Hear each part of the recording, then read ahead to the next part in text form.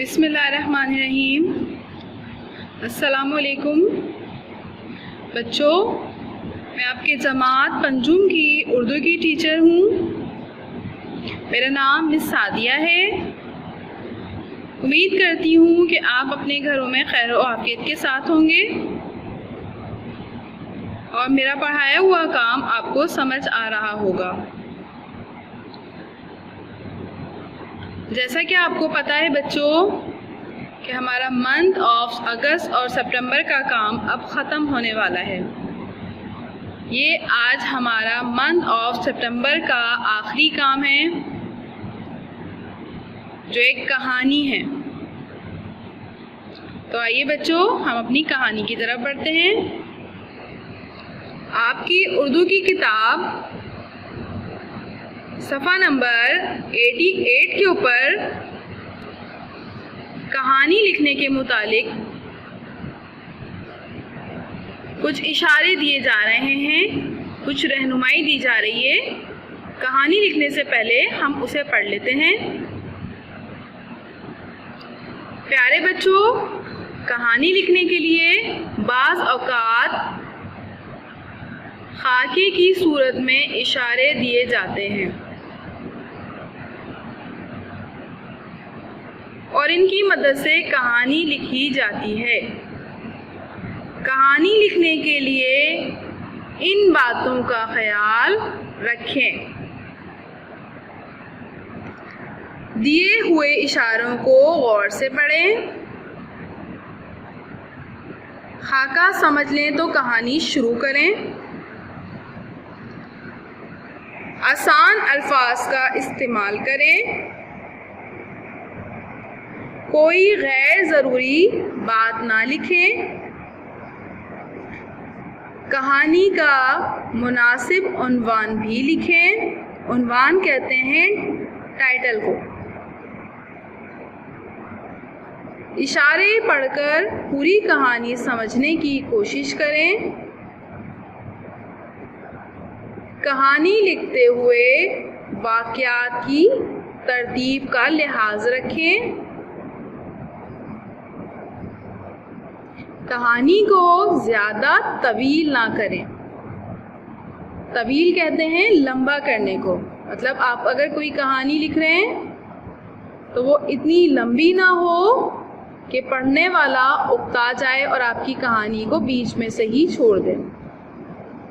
कहानी को इतना दिलचस्प और मुख्तसर होना चाहिए कि वो पढ़ने में आपको मज़ा आए। कहानी से जो नतीजा या सबक हासिल होता है आखिर में लिख दें। जैसे अगर हमने कहानी लालच बुरी बला है पे लिखी है, कोई लालची है, उस पर हमने पूरी कहानी लिखी है, तो हमें आखिर में क्या लिखना है? उसका नतीजा लिखना है जो आखिर में हमें उस सबक से या कहानी से हासिल होता है, तो उसे आप लिख दें।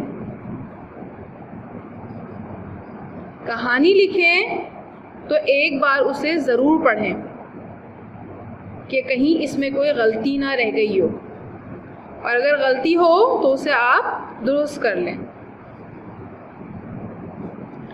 अब नमूने के तौर पर यहाँ कुछ कहानियाँ दी जा रही हैं। इन्हें इशारों समेत गौर से पढ़ें और लिखने की मशक करें। जैसा कि आपने भी देखा, कहानी का मुनासिब उन्वान भी लिखें। यहाँ पर हम जो कहानी लिख रहे हैं उसका उन्वान है झूठा लड़का। वैसे तो बच्चों, झूठ बोलना बहुत बुरी बात है। हमें अपनी आम रूटीन में भी झूठ नहीं बोलना चाहिए, लेकिन झूठ बोलने से बहुत बुरे नताइज साबित होते हैं जो हमारी ज़िंदगी पर भी असरअंदाज होते हैं और हमारे इर्द गिर्द के लोगों पर भी उसके बहुत ज़्यादा असरअंदाज होते हैं। झूठ बोलकर हम अपना एतबार भी लोगों में ख़त्म कर देते हैं। इसलिए हमें झूठ नहीं बोलना चाहिए, क्योंकि आपको पता है बच्चों, झूठ बोलने वाले से अल्लाह ताला भी नाराज़ होते हैं और झूठे का कोई एतबार नहीं करता। क्योंकि अगर हम झूठ बोलेंगे, दूसरी दफ़ा भी झूठ बोलेंगे और फिर जब हम सच बोलेंगे तो कोई हमारा एतबार नहीं करेगा कि हम अभी भी झूठ बोल रहे होंगे। तो इसलिए बच्चों हमें सच बोलना चाहिए। हमारे प्यारे नबी हज़रत मोहम्मद सल्लल्लाहु अलैहि वसल्लम ने, जिनका लक़ब सादिक और अमीन था, आप हमेशा सच बोलते थे और आपने हम सब मुसलमानों को यही दर्ज दिया है बच्चों कि हम हमेशा सच बोलें। यहाँ पर देखिए, एक लड़के का जंगल में बकरियां चराना, ये खाका है। इसकी मदद से हमें कहानी लिखनी है। शरारत सूझना, शोर मचाना, शेर आया, लोगों का मदद को आना, कोई शेर ना पाना, दोबारा फिर ऐसा ही होना, लोगों का फिर आना। जैसे मैंने आपको बताया भी कि जब हम एक दफ़ा झूठ बोलते हैं कोई लोग हमारी बात पे एतबार कर लेंगे, तब अब दूसरी दफ़ा झूठ बोलेंगे लोग फिर एतबार कर लेंगे, लेकिन तीसरी बार दफ़ा जब हम झूठ बोलेंगे तो अगर हमारा सच भी होगा तो हमारी बात का कोई एतबार नहीं करेगा। एक दिन सचमुच शेर का आ जाना, लड़के का शोर मचाना, किसी का ना आना, नतीजा, यहाँ पर नतीजा लिखा हुआ है, यहाँ पर हम लिखेंगे झूठ बोलने वाले का एतबार ख़त्म हो जाता है।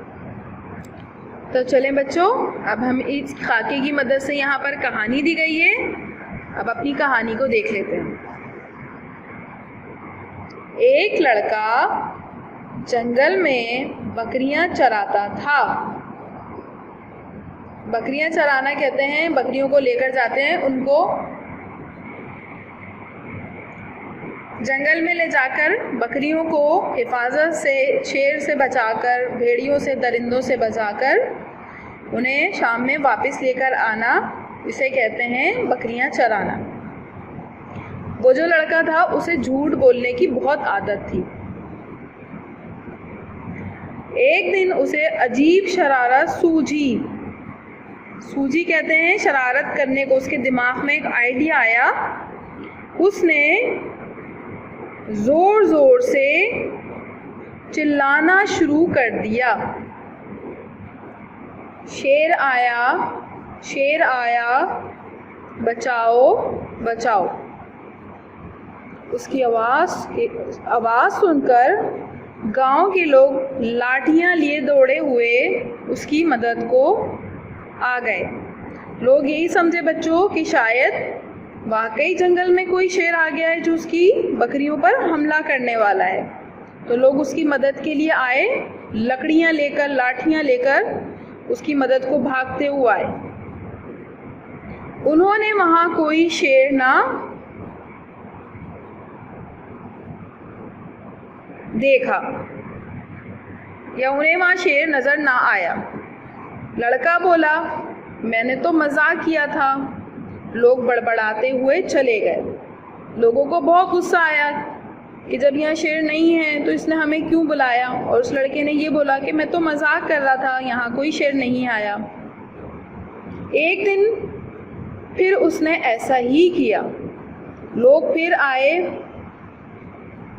और गुस्से से भरे हुए वापस चले गए। लोगों ने दोबारा उसका एतबार कर लिया बच्चों कि शायद वाकई शेर आ गया होगा, लेकिन शेर नहीं आया था, वो फिर झूठ बोल रहा था। लोग आए और गुस्से से भरे हुए वापस चले गए। चंद दिनों बाद शेर सचमुच उधर आ निकला और लड़के ने बहुत शोर मचाया, मगर कोई भी उसकी मदद के लिए ना आया। शेर इत्मीनान से उसकी बकरियों को चीर फाड़ कर चला गया। लड़के ने भागकर जान बचाई। शाम को वो रोता हुआ घर वापस आया और गिला किया कि गांव वालों ने उसकी मदद नहीं की। देखा बच्चों आपने, जब आप रोज़ झूठ बोलते हैं तो लोग आपकी बातों का एतबार नहीं करते। आपने देखा होगा अक्सर कोई जो बच्चे होते हैं जो स्कूल नहीं आना चाहते, वो अपनी मम्मा से रोज़ झूठ बोलते हैं, मम्मा आज हमारे पेट में दर्द हो रहा है, आज हम स्कूल नहीं जाएंगे, आज हमारे पेट में दर्द हो रहा है। तो उनकी मम्मा एक दिन उनका बहाना सुन लेती हैं या उनकी टीचर एक दिन उनका बहाना सुन लेती हैं, लेकिन जब रोज़ आप एक ही बात करेंगे, रोज़ आप झूठ बोलेंगे, तो उससे आपकी बात का एतबार ख़त्म हो जाता है। तो आपकी टीचर या आपकी मम्मा आपकी बात पर एतबार नहीं करती। तो उससे क्या होता है कि जब आपके सचमुच भी पेट में दर्द हो रहा होता है या आपकी सचमुच भी तबीयत ख़राब हो रही होती है, तो आपकी मम्मा बोलती है नहीं आज आपको लाजमी स्कूल जाना है। या अगर आप टीचर को भी कहते हैं कि मेरे दर्द हो रहा है, तो टीचर कहती है नहीं आप ऐसे ही बोल रहे होंगे। तो इसलिए बच्चों हमें कभी भी झूठ नहीं बोलना चाहिए। अब यहाँ पर एक लड़के के साथ भी यही हुआ कि जो झूठा लड़का था इसके साथ भी ऐसा ही हुआ कि जब ये रोज़ लोगों को आवाज़ देता था, शोर मचाता था, शेर आया शेर आया, तो लोग भागते हुए आते थे और जब शेर नहीं होता था तो हंस के बोलता था मैं तो मजाक कर रहा था। लेकिन एक दिन जब हकीकत में शेर आ गया और उसने बहुत शोर मचाया, तो लोग यही समझ रहे थे कि शायद वो आज भी मजाक कर रहा होगा, आज भी वो झूठ बोल रहा होगा।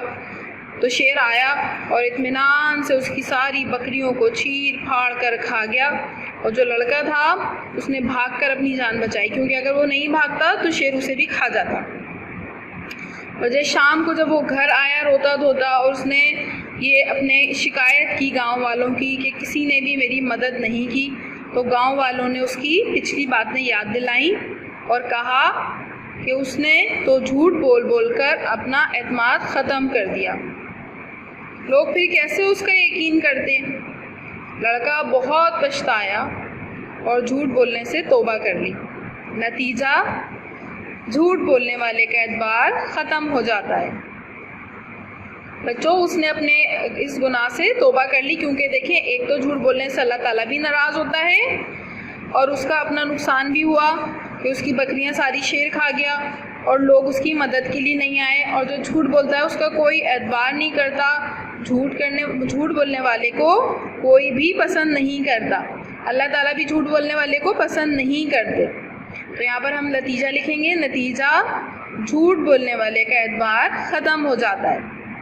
यहाँ पर हमारी कहानी ख़त्म हो गई जिसका नाम था झूठा लड़का।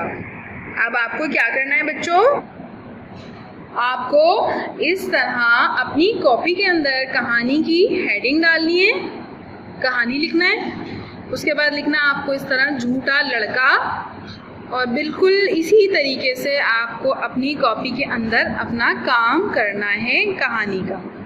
ये देख लीजिए, जिस तरह मैं आपको दिखा रही हूँ वैसे आपको पेज नंबर 88 पर भी अपनी ये कहानी मिल जाएगी, लेकिन आपको मैं यहाँ इसकी पिक्चर भी ग्रुप पे शेयर कर दूँगी। इसी तरीके से आपको अपनी अच्छी सी राइटिंग में, साफ़ सुथरी सी राइटिंग में ब्लैक कलर के पेन से आपको हेडिंग डालनी है। अच्छी सी राइटिंग डालने के बाद आपको ब्लू कलर के पेन से इसी तरीके से अपनी पूरी कहानी लिखनी है, और कहानी लिखने के बाद आपको नीचे यहाँ ब्लैक कलर के पेन से नतीजा लिखना है, और नतीजा लिखने के बाद आपको लिखना है नीचे बच्चों झूठ बोलने वालों का एतबार ख़त्म हो जाता है। ये आपके मंथ ऑफ सितंबर का दूसरा काम आपका कंप्लीट हो जाता है। यहाँ पर काम हमने ग्रामर का काम भी कर लिया, हमने अपना मज़मून इल्म भी कर लिया, और आज हमारी कहानी झूठा लड़का भी मुकम्मल हो गई है। आपको अपनी कॉपी के अंदर सिर्फ झूठा लड़का लिखना है, झूठे लड़के की कहानी लिखनी है। यहाँ पर आपको और भी कहानियाँ दिखाई गई हैं। ये देखिए भेड़िया और बगला, ये आपको इंशाअल्लाह स्कूल में हम करवाएंगे। जब स्कूल खुल जाएंगे तो फिर हम आपको ये कहानियाँ करवाएंगे। यहाँ पर भी देखिए किस तरीके से खाका दिया गया है बच्चों, और यहाँ पर हमें कहानी खुद लिखनी है। जैसे यहाँ पर कहानी लिखी हुई है, इसी तरह हमें इस खाके की मदद से बहुत अच्छी अच्छी मज़े की कहानियाँ लिखनी है जिनमें हमें नतीजा मिलता है। आप भी कोशिश करिएगा कि आप इन कहानियों को पढ़ें, ऐसी कहानियों को पढ़ें जिससे आपको नतीजा ज़रूर मिले, जिससे आपको पता चले कि हमारी ज़िंदगियों में हर चीज़ की कितनी अहमियत है। नेक्स्ट चैप्टर में आपको रिवीजन वर्क कराया जाएगा। आप अपना काम मुकम्मल कर लीजिए, अच्छा सा टाइटल पेजेस बनाइए, इंडेक्स में मेंशन कीजिएगा और अपना काम बहुत साफ़ सुथरा कीजिएगा। आपका काम आपका सिर्फ ये कहानी लिखने के लिए है जो कि आपको अपनी कॉपी के अंदर उतारना है। ठीक है, अपना बहुत सारा ख्याल रखिएगा, दुआओं में याद रखिएगा। अल्लाह हाफिज़।